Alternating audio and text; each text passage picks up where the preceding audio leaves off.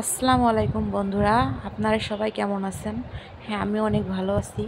আজকে রিয়ান ব্লগ থেকে আপনাদের সঙ্গে আছি আমি রুকসানা। আমরা যেহেতু আজকে 25 রোজা, আপনাদেরকে বলছিলাম আমি 25 রোজায় বাড়ি যাব। সকাল ভোর 4টে বাজে ঘুম থেকে উঠছি, উঠে সব ছেলেকে রেডি করে ছেলেরা বাবা এসে যাত্রাবাড়ি পর্যন্ত আমাদের বাসে তুলে দিয়ে গেছে। আমার আব্বুর সঙ্গে করে আমি বাড়ি যাচ্ছি। অনেক আনন্দ হচ্ছে, আমার ছেলেও অনেক খুশি, বলতেছে মামা নান আমাকে নিতে আসছে,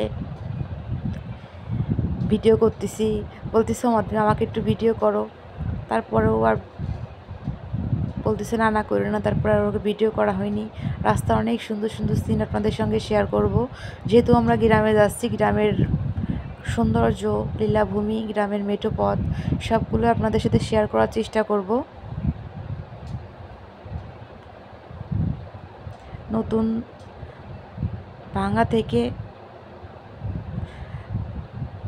ঢাকা থেকে ভাঙা পর্যন্ত রেলপথ, সেটা দেখলেন আপনারা তখন। সুন্দর ডোবা।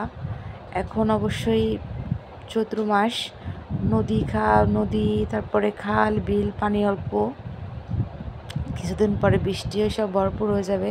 দেখেন সিনারিগুলো অনেক সুন্দর লাগতেছে। আমাদের বাড়ির পাশে প্রায় চলে আসছি, অনেক ভালো লাগতেছে। সুন্দর পথ, অনেক দিন দেখি না।